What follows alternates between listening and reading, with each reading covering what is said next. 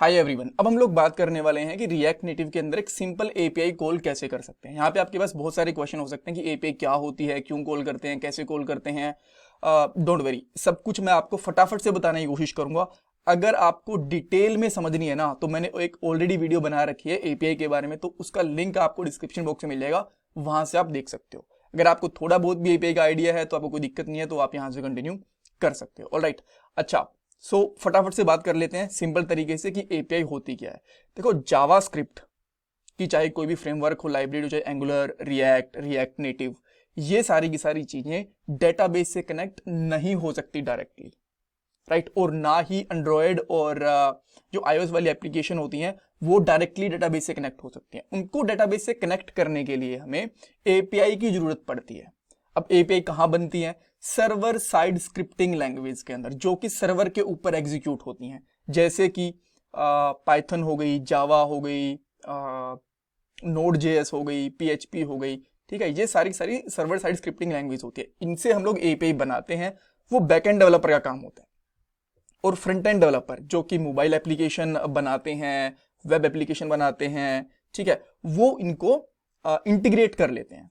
और सिंपल भाषा में कह सकते हो कि इन एपीआई को कॉल करके डाटा को यूआई के ऊपर दिखा देते हैं। ठीक है, तो सिंपल भाषा के अंदर बात यह है कि डायरेक्टली हम लोग हमारी एप्लीकेशन को डेटाबेस से कनेक्ट करते नहीं है, उसके लिए हम लोग एपीआई बनाते हैं और यूआई के अंदर एपीआई को इंटीग्रेट कर देते हैं, राइट। और जैसा मैंने आपको बताया, अगर आपको डिटेल में समझना है तो लिंक डिस्क्रिप्शन बॉक्स में दिया हुआ है वीडियो का। ठीक है, तो अब हम लोग क्या क्या करने वाले हैं। अब एक क्वेश्चन और पूछ सकते हो कि अच्छा, हमारे पास तो एपीआई है नहीं, हम लोग कैसे कनेक्ट करेंगे। ये एक साइट है jsonplaceholder.typicode.com, इसके ऊपर आपको बहुत सारी एपीआई मिल जाएंगी।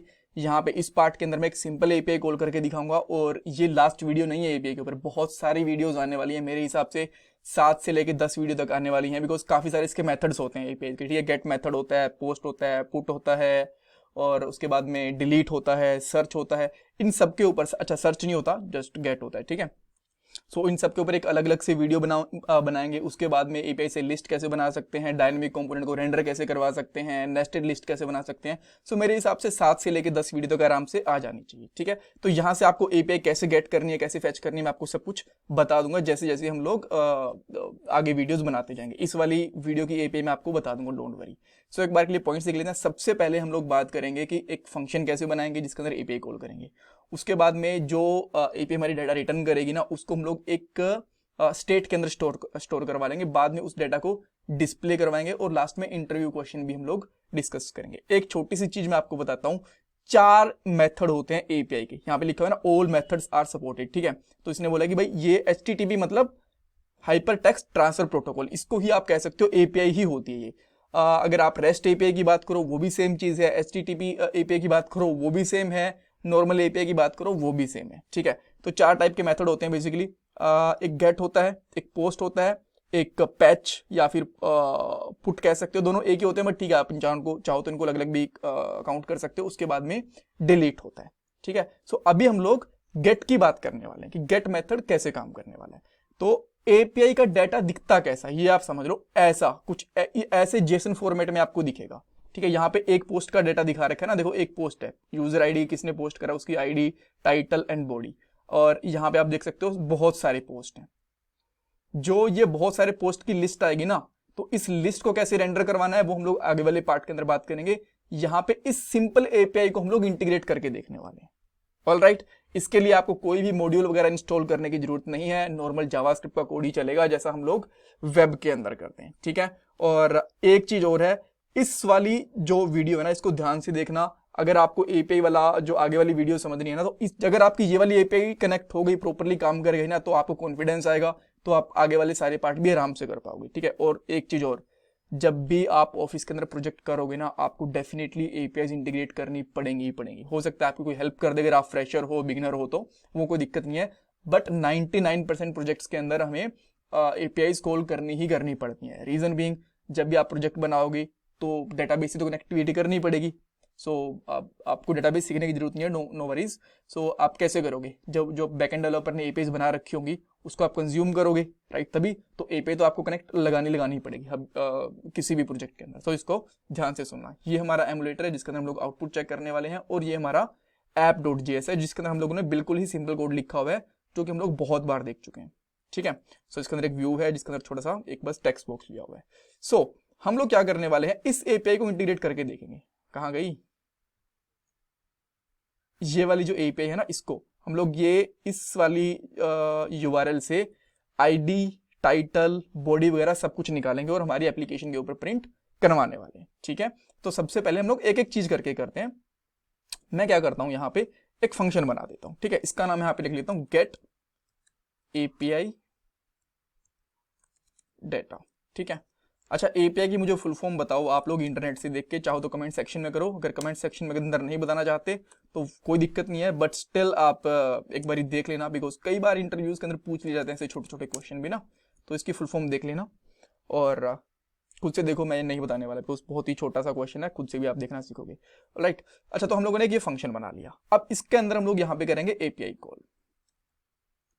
एपीआई कॉल, अब इसके बाद एपीआई कॉल करेंगे। इस फंक्शन को हम लोग कॉल कहां करेंगे, इसको हम लोग कॉल करेंगे यूज इफेक्ट के अंदर। यूज इफेक्ट मैं आपको इस प्लेलिस्ट के अंदर बहुत बार बता चुका हूं, मैंने कम से कम भी 6-7 वीडियोस बनाई होंगी यूज इफेक्ट के ऊपर, तो आप वीडियोस देखना। जो पहली वीडियो देखोगे तो आपको तभी समझ में आएगा कैसे यूज करना है। ठीक है, तो इसको मैं इंपोर्ट कर लेता हूँ। ये बेसिकली हुक होता है यूज इफेक्ट, और ये तब कॉल होता है जब हम लोग एप्लीकेशन के अंदर कोई भी चेंज करते हैं, स्टेट के अंदर, प्रोप के अंदर, या फिर हमारी एप्लीकेशन रीलोड होती है। ठीक है, तो मैं यहाँ पे करता हूँ यूज इफेक्ट।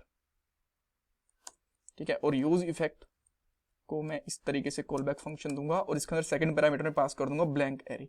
ब्लैंक एरे करने से क्या होगा, ये जस्ट फर्स्ट टाइम कॉल होगा, उसके बाद में ये कभी भी कॉल नहीं होगा। ठीक है, तो इसके अंदर मैं यहाँ पे गेट एपीआई डेटा जो मेथड है इसको कॉल कर सकता हूँ, यहाँ पे कोई दिक्कत नहीं है। और चेक कर लें एक बार के लिए, console.warn कर देता हूँ मैं यहाँ पे हेलो, कि ये प्रॉपरली कॉल हो भी रहा है या नहीं हो रहा। स्टेप बाय स्टेप चलते हैं ना, तो आप यहाँ पे देखो हेलो आ गया। फिर से मैं एक बार एप्लीकेशन को रिफ्रेश करूंगा तो फिर से हेलो आ जाना चाहिए। उसका मतलब क्या है कि जैसे ही हमारी एप्लीकेशन लोड होगी, जैसे ये वाला पेज लोड होगा, तो उसी टाइम पे हमारे पास ये वाला फंक्शन कॉल हो रहा है। परफेक्ट, तो हमें डाटा कब लोड करवाना है, जैसे ही हमारा पेज लोड हो। आप लोगों ने देखा होगा ना कि जैसे ही आप किसी एप्लीकेशन के ऊपर जाते हो डाटा अपने आप आ जाता है, कोई बटन वगैरह हर बार तो प्रेस करने की जरूरत होती नहीं है हमें। तो उसी तरीके से जैसे हमारा पेज लोड होगा ये तभी के तभी कॉल हो जाएगा। ठीक है, अब हम लोगों ने इतना कर लिया। अब एपीआई कॉल करने के लिए सबसे पहले हमें क्या चाहिए होता है, सबसे पहले चाहिए होता है हमें यूआरएल। ये वाला मैं यूआरएल कॉपी कर लेता हूं, यहां से कॉपी करा मैंने। अच्छा, इसको आप चाहो तो एक वेरिएबल में ले लो। ठीक है, मैं यहां पे ले लेता हूं const URL equal to this. इसको कोट्स के अंदर ले लेना, अदरवाइज ये प्रॉपरली काम करेगा नहीं। ये आपने ले लिया। अच्छा, उसके बाद आप क्या कर सकते हो, एक और कॉन्स्ट ले लो और यहाँ पे ले लो रिजल्ट। यहाँ पे आपका एपीआई का रिजल्ट आएगा। और यहाँ पे एक फेच मेथड होता है, ये जावास्क्रिप्ट का होता है, इसके लिए कुछ इंस्टॉल करने की जरूरत नहीं है, कहीं से कुछ इंपोर्ट करने की जरूरत नहीं है। और यहाँ पे डाल दो यूआरएल। ठीक है, ये सिंपल एपीआई है, मैं आपको बता रहा हूँ। मेथड्स वगैरह क्या होते हैं डोंट वरी, आने वाले पार्ट्स में बताता रहूंगा। ठीक है, तो अब यहां से हमारी जो एपीआई है वो कॉल हो गई। हाँ, इतना ही था। बट अब होता क्या है ना, ये होता है एसिंक प्रोसेस। एसिंक प्रोसेस का मतलब क्या है कि मान लो आपने एपीआई कॉल करी, बट एपीआई में डाटा बहुत ज्यादा है। ठीक है, मान लो उसके अंदर 600-700 KB है, 1 MB तक भी हो सकता है, इससे ज्यादा भी हो सकता है। राइट, तो उसमें लोड होने में टाइम लग सकता है। तो हमारा जो एप्लीकेशन होते हैं ना वो स्लो ना हो, वो स्टक ना हो, इसलिए इसको आगे जाने देता है। और जब भी एपीआई कॉल होगी तब वो उसको डिस्प्ले कर देगा। तो इसके लिए हमें यहाँ पे यूज करना पड़ता है अवेट। बट अवेट को यूज करने के लिए हमें इस फंक्शन को बनाना पड़ता है असिंक। ठीक है, अदरवाइज आपको बहुत सारी जगह के ऊपर देन वाले एग्जाम्पल भी मिल जाएंगे। ठीक है, प्रोमिस, देन वगैरह। तो असिंक अवेट बेसिकली प्रोमिस को ही रिजोल्व करते हैं, आप ये कह सकते हो। अच्छा, ये हमारा काम हो गया। उसके बाद आपको क्या करना है, एक और अगेन ये रिजल्ट वाला वेरिएबल ले लो। और जब इसके अंदर रिजल्ट आता है ना, इसको हमें जेसन फॉर्मेट में कन्वर्ट करना होता है। तो अब इसको हम लोग जेसन फॉर्मेट में कैसे कन्वर्ट करेंगे, अगेन हमें वेट करना पड़ेगा, बिकॉज ये भी एसिंक प्रोसेस होता है। और यहां पे आप सिंपली लिखो रिजल्ट डॉट जेसन। ठीक है, एक बार के लिए इसको प्रिंट करवा के देख लें हमारे पास क्या आ रहा है रिजल्ट के अंदर। ठीक है, तो मैं यहाँ पे करता हूँ console.warn और यहाँ पे रिजल्ट को प्रिंट करवा लेता हूँ। ऑलराइट, अब मैं इसको एमुलेटर को फिर से ओपन करता हूँ एंड यहाँ पे देखो। अच्छा, इसने क्या बोला, रिजल्ट इज रीड ओनली। अच्छा, बिकॉज हम लोगों ने यहाँ पे कॉन्स्टेंट बना दिया था और इसको हम लोग वापस से ओवरराइड कर रहे हैं। इसको लेट कर दो या फिर जो भी वेरिएबल है इसको दोबारा से बना दो, जो भी आपको ठीक लगे। ठीक है, तो अब इसने क्या बोला यहाँ पे, तो इसने बोला कि भाई कुछ बाइट कोड आ रहा है इस फंक्शन के अंदर। अच्छा, ऐसा क्यों हुआ, बिकॉज जो ये जेसन था ना, ये एक्चुअली फंक्शन होता है। इसको मुझे ऐसे फंक्शन एज अ फंक्शन लिखना था, बट मैंने यहाँ पे गलती से वो कर दिया था। ठीक है, तो अब देखो यहाँ पे आपको क्या दिख रहा है, अगर मैं थोड़ा सा इसको यहाँ पे जूम करने की कोशिश करता हूँ, ठीक है, तो आप देखो यूजर आईडी, टाइटल और जो यहाँ पे जो भी था ना, आप इसे चाहे मैच कर लेना जो हमारा पहले वाला रिजल्ट था। ठीक है, तो आपको सारी की सारी चीजें यही मिलेंगी। मैं यहाँ पे एक बार के लिए ओपन ही कर देता हूँ। यहाँ पे देखो यूजर आईडी 1, टाइटल और जितने भी चीजें लिखी हुई थी, बॉडी सब कुछ यहाँ पे आ गया, यानी कि डाटा तो हमारा आ गया परफेक्टली। अब हमें बस ये प्रिंट करवाना है। ठीक है, इसको मैं यहाँ पे डिसमिस करता हूँ। अब हम लोग क्या करेंगे, एक ले लेते हैं स्टेट। तो मैं यहाँ पे करता हूँ कॉन्स्ट डाटा, अच्छा डाटा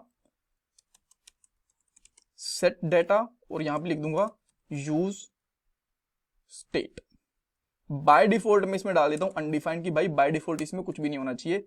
बाद में जैसे ही मेरी एपीआई कॉल हो जाए तो इसके अंदर क्या डाल दो, रिजल्ट डाल दो। तो मैं यहां पे क्या करूंगा, सेट डाटा।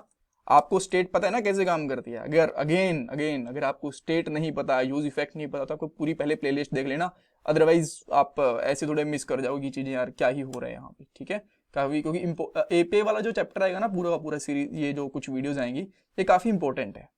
राइट, अच्छा तो अब हमारा डाटा इसके अंदर स्टोर भी होगा। अब हमें यहाँ पे दिखाना कैसे है इसको, ये बात आती है। ठीक है, तो सबसे पहले हम लोग ये चेक करेंगे, क्योंकि एपीआई होने में थोड़ा सा टाइम लगता है एपीआई कॉल होने में, कि जो डाटा है हमारा ये वाला, अगर ये अनडिफाइंड नहीं है तो यहाँ पे एक व्यू के अंदर कुछ दिखाओ। व्यू में क्या दिखाओ, मैं आपको दिखाता हूँ अभी के लिए, इसको बंद कर देता हूँ। व्यू, अगर यहाँ पे डाटा अब तक अनडिफाइंड है तो यहाँ पे कुछ भी मत दिखाओ, डायरेक्टली नल दिखा दो। ठीक है, और यहाँ पे हम लोग क्या करने वाले हैं, बहुत कुछ, जैसे कि सबसे पहले मैं एक टेक्स्ट लूंगा, यहाँ पे टेक्स्ट लिया मैंने और यहाँ पे कर देता हूँ हेलो। अब अगर डाटा इसके अंदर डाटा आ गया तो ये हेलो दिखा देगा। हेलो दिखा दिया इसने, देखो यहाँ पे हेलो प्रिंट हो गया। और इसका मैं थोड़ा सा फॉन्ट साइज भी बढ़ा देता हूँ।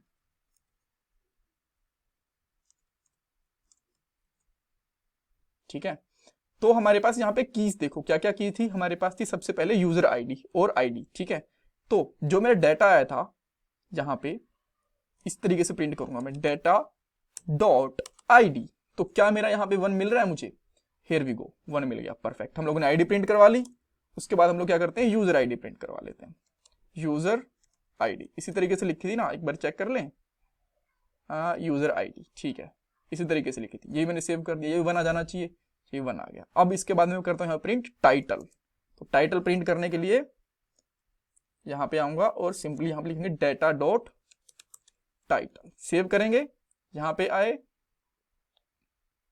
और यहाँ पे आप देख सकते हो टाइटल भी हमें दिख गया। और लास्ट वन हमारे पास क्या है, बॉडी। ठीक है, तो मैं यहाँ पे करता हूँ बॉडी लगा दी। ठीक है, तो देखो आप चाहो तो इसको मैच कर लेना, सब कुछ ऐसा का ऐसा आ गया है। ठीक है, हियर वी गो। सो इस तरीके से हमारी फर्स्ट एपीआई कॉल हो चुकी है। नेक्स्ट वाले पार्ट के अंदर मान लो जैसा कि अभी तो एक ही डाटा है यहाँ पे, अगर बहुत सारा डाटा होगा तो हम लोग कैसे करेंगे, जैसे यहाँ पे पोस्ट्स आ गए यहाँ पे। ठीक है, यहाँ पे तो खूब सारे पोस्ट हैं, जैसे पहला ये हो गया, उसके बाद खूब सारे पोस्ट हैं, इनको हम लोग कैसे प्रिंट करेंगे ये हम लोग आने वाले पार्ट के अंदर देखेंगे। और जैसे मैंने आपको बताया और भी बहुत सारी वीडियो आने वाली है अगर आपको एपीआई के ऊपर। अगर आपको ये वीडियो पसंद आई तो वीडियो को लाइक करो, चैनल को सब्सक्राइब करो, कमेंट सेक्शन में अपना फीडबैक दो। Thank you so much for watching this video.